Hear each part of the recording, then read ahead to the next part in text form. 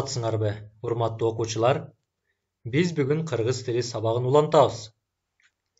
Өзүңөргө белгилүү болгондой, биз мындан алдыңкы сабактарыбызда кызматчы сөздөр жана алардын түрлөрү боюнча бир канча жолу сөз кылганбыз. Андай болсо, кызматчы сөздөргө эмнелер кирерин дагы бир ирет эсибизге түшүрүп алсак. Кызматчы сөздөргө жандоочтор, байламталар, бөлүкчөлөр жана модаль сөздөр кирет. Бүгүн болсо биз силер менен биргеликте модаль сөздөр боюнча сөз кылабыз. Андай болсо, бүгүнкү сабагыбыздын максаттары менен таанышып алсак. Бүгүнкү сабакта силер модаль сөздөр жөнүндө түшүнүккө ээ болосуңар. Модаль сөздөрдү башка кызматчы сөздөрдөн өзгөчөлүгүн билесиңер. Сүйлөм ичинде келген модаль сөздөрдүн түрдүү маанилерин ажырата аласыңар. Урматтуу окуучулар, бүгүнкү сабагыбызды баштаардан алдын кошумча маалымат катарында төмөнкү бир канча эрежелерди тизмектеп кетким келет. Албетте, бул эрежелерге баш ийүү бүгүнкү сабагыбыздын силер үчүн дагы да болсо жемиштүү болуусуна алып келет. Андыктан биз бүгүнкү сабак менен таанышып жатып, мугалим тараптан айтылып жаткан маалыматтарды кунт коюп угабыз. Өзүбүз үчүн жаңы болгон маалыматтарды жазуу дептерибизге белгилейбиз. Берилген көнүгүүлөр үстүндө жигердүү иш алып барабыз. Сабак учурунда башка нерселерге алаксыбайбыз. Бул эрежелер менен таанышып алган болсок, анда бүгүнкү сабакты баштайбыз. Кымбаттуу окуучулар, алгач модаль сөз деген эмне? Дал ушул суроого жооп бере кетели. Сүйлөм тизмегинде туруп, айтылуучу ойдун чындыкка карата болгон ар түрдүү мамилесин сүйлөөчүнүн көз карашына ылайык билдирген кызматчы сөздөр модаль сөздөр деп аталат. Модаль сөздөр көбүнчө айтылуучу ойду ырастоо, кубаттоо, бекемдөө, күнөм саноо, болжолдоо, ишенбөө, тактоо маанисинде колдонулат. Модаль сөздөргө төмөнкү сөздөр кирет. Албетте, балким, мүмкүн, маселе, имиш, кыязы, сыягы, сыяктанат, баса, болжолу, ырас, кыскасы, айтмакчы, чындыгында, чынында, сөзсүз, мисалы, шексиз, чамасы, керек, мейли, дейм, кана, мына, окшойт, көрүнөт, чыгар жана башка. Урматтуу окуучулар, кызматчы сөздөрдүн ичинен жандооч менен байламталар сөз менен сөздү, сүйлөм менен сүйлөмдү бири-бирине байланыштыруу кызматын аткарса, бөлүкчө сөз же сүйлөмдөргө кошумча маани киргизүү үчүн колдонулат. Ал эми модаль сөз жогоруда айткандай сүйлөмдөгү айтылуучу ойдун ар түрдүү мамилесин билдирет. Азыр болсо дал ушул модаль сөздөргө бир канча мисалдарды келтирели. Албетте, мен бүгүн айылга барам. Бул сүйлөмдө албетте деген модаль сөз айтылып жаткан ойду ырастаганын көрүп турасыздар. Дагы да болсо мисал келтирели. Балким, Сейденин бул кылган иши жакшылыккадыр. Биз мисал келтирген бул сүйлөмдө балким деген модаль сөз айтылып жаткан ойду божомолдоо иретинде колдонулду. Айтор, бул сөзүм элге аябай жакты. Сүйлөм тизмегинде келген айтор деген модаль сөз бул жерде айтылып жаткан ойду тактоо иретинде колдонулуп жаткандыгын көрүп турабыз.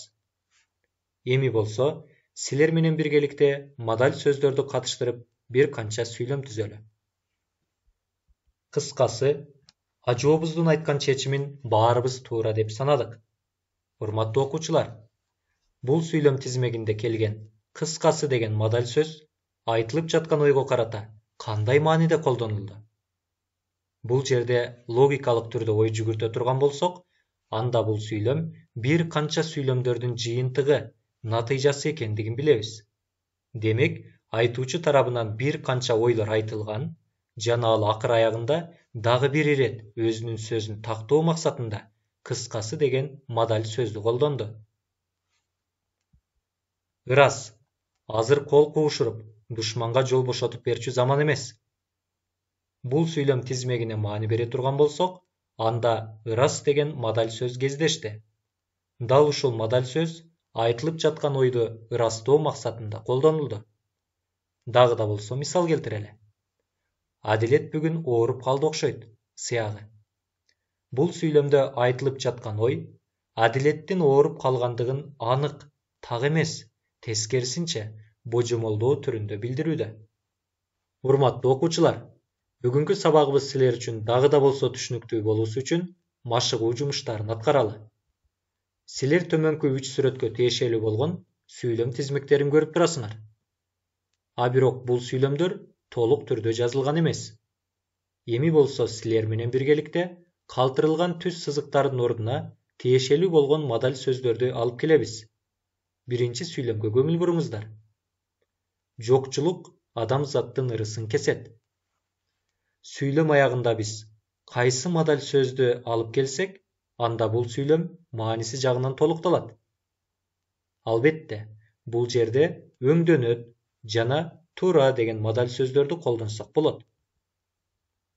Эгерде өңдөнөт десек, анда ойду божомолдоо түрүндө, туура десек, ойду тактоо маанисинде колдонулат.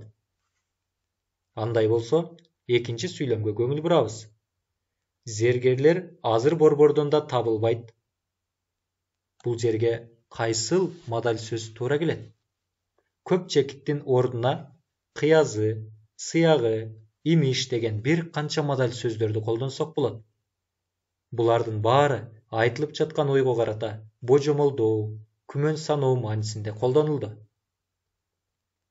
Үчүнчү сүйлөмгө келе турган болсок, бул сүйлөмгө да адаттагыдай эле өңдөнөт, көрүнөт деген мадаль сөздөрдү колдонсок болот. Кымбаттуу окуучулар, бүгүнкү сабагыбызды жыйынтыктап жатып, төмөндөгүдөй тыянакка келебиз. Бүгүнкү сабакта биз мадаль сөздөр жөнүндө түшүнүккө ээ болдук. Мадаль сөздөрдү башка кызматчы сөздөрдөн айырмалап билдик. Сүйлөм ичинде келген мадаль сөздөрдүн түрдүү маанилерин ажырата алдык. Андай болсо, силер үчүн үй тапшырмасын берели. Силердин көз алдыңарда төмөнкү 5 сүйлөм турат.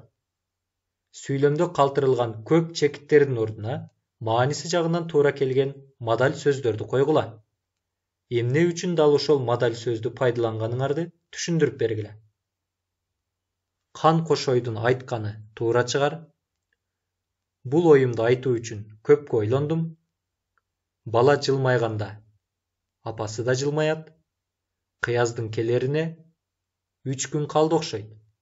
Ал бүгүн көпкө кармалат го. Маани берсеңиздер, биринчи жана экинчи сүйлөмдүн башында мадаль сөз келүүсү керек. Үчүнчү, төртүнчү сүйлөмдүн ортосунда мадаль сөз келүүсү керек. Бешинчи сүйлөмдүн аягында мадаль сөз келүүсү керек. А бирок бул 5 мадальдык сөздөр сүйлөмдүн маанисине шайкеш келип туруусу зарыл. Үй тапшырмасы силер үчүн түшүнүктүү болгон болсо, анда биз бүгүнкү сабагыбызды жыйынтыктайбыз.